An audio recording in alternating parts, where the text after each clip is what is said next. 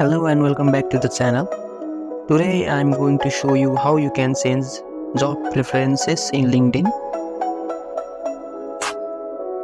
Whether you are thinking of switching your job or exploring job opportunities, this guide can help you in finding new job opportunities. So let's dive into the video.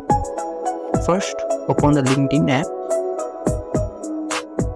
And now at the bottom section you can see the job option. Go to the job section. After you have gone to the job section, now you can see the preference option on the top section. Click on it. Here you can edit your preferences according to your choice. You can add job titles, location type, and how you want to work, and who can see about your job preferences.